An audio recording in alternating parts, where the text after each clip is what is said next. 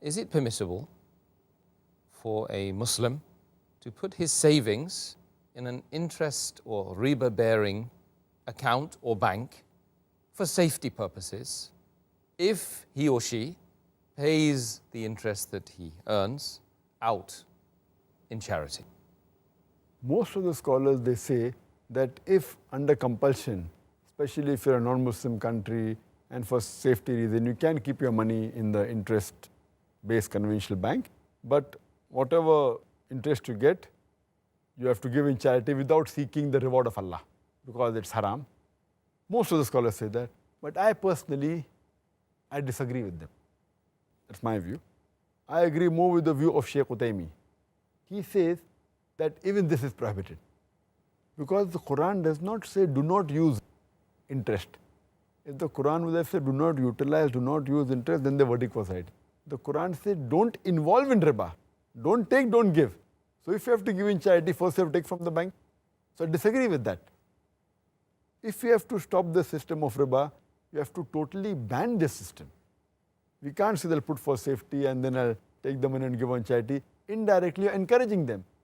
Because the moment you open an account which has got interest, you are signing and giving them permission that you're agreeing with interest with riba. That itself is a sin. So Allah's curse will be on you.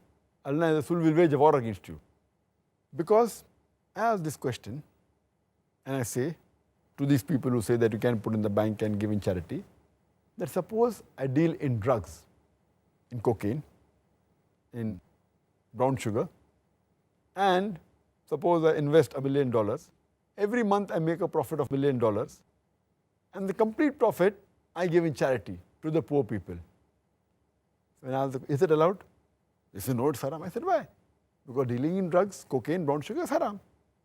So when dealing in drugs, cocaine, brown sugar is haram, riba is a bigger haram. Because if you deal in riba, Allah and Rasul will wage a war against you. So when you're giving me permission to keep in the bank and deal with riba for a bigger sin, surely you should give me permission for a smaller sin. So therefore I disagree that if they really want to keep for safety, they can very well keep in an Islamic bank. Or as a last resort, they can keep in a current account. There are some accounts in the bank which are accounts which don't give interest. They call it current account. There's no interest at all in that. That as a last resort you can keep, but only keep that money which is required for rolling, because I know that being in different countries, like in India, in UK, you have to deal with checks, etc. So if you're a businessman, keep only that much amount which is required for rolling. Otherwise you can invest it in property, in real estate, in stocks, whatever it is. And the least, if you want for security, you can take a locker and keep hard cash in the bank. I know it's foolish, but yet it is better than involving in riba. At least you'll be safe from Allah and His Rasul.